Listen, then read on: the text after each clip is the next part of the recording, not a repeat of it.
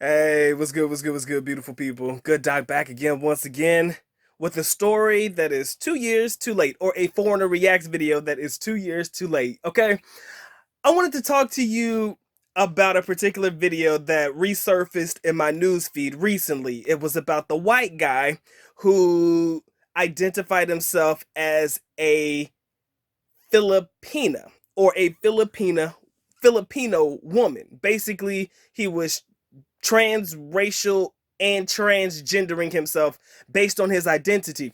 Now, I'm going to leave the link in the description area below. That sounds like a mouthful. It's crazy. It's a great story, by the way. His picture is somewhere on either side of me right now, so you can see what I'm talking about. But I was listening to his interview with Tucker Carlson on Fox News. That link will be in the description area below. And he said some things that were really intriguing to me. He says that he really does not believe that a person can actually change their race or change their gender. He was saying that anybody who feels like they have to do that must be sick in. No, I'm sorry, let me take that back because this is not verbatim. He didn't say they were sick, but he said that they were unhappy with themselves if they felt like they really have to change everything about themselves to identify with whatever they choose to identify with. Hold on, guys. So as my man was explaining that he really didn't feel like people were happy if they felt like they had to change their race completely or go through the procedure to do so. He was explaining that he just basically felt like he identified as a Filipino woman. And I was thinking back to the video that I recently posted about how I culturally identify as Filipino because that was the group of people that I was amongst for at least a third of my life. And it kind of really stuck out to me about how this guy was going about his identity. It wasn't necessarily a crisis, it was just how he felt. And I thought it was really intriguing after hearing that particular story because he seems to really identify a lot with the Philippine culture. Now, don't quote me on this. I'm not sure if he's actually ever been to the Philippines or anything like that. But listening to him tell his story, it was just funny because he was talking about the reaction from his parents and stuff like that.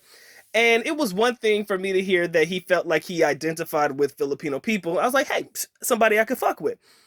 But then he was like, I feel like a Filipino woman or like a Filipina. I was like, where did that come from? You understand? I guess where I was confused in the story was exactly where did that particular part of the identification process did it come to that you had to change your gender as well?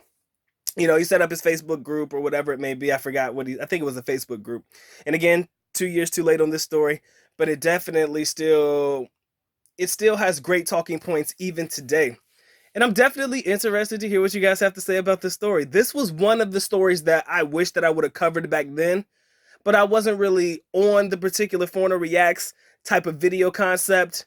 But now I'm glad that I started it because there's a lot of things that are happening in country, outside of country, as it pertains to certain cultures and identifying that people identifying or being able to relate to people from other parts of the world. And I thought that this story was probably one of the craziest stories that I've heard recently, even though it did happen 2 years ago. All right, ladies and gentlemen, leave that down in the comment section. I'm definitely intrigued to hear what you guys got to say about that. How does a white guy or a white man feel like he transracial and damn, gotta get these words out. Identifies himself as a Filipina woman. So basically, he's transgender as well as identifying as a transgender transracial. And I know these topics are sensitive in nature. I'm not going to talk about it in a of course you guys know I'm not going to talk about it from the perspective of whether you believe it's right or wrong because I don't care. You do what you're going to do.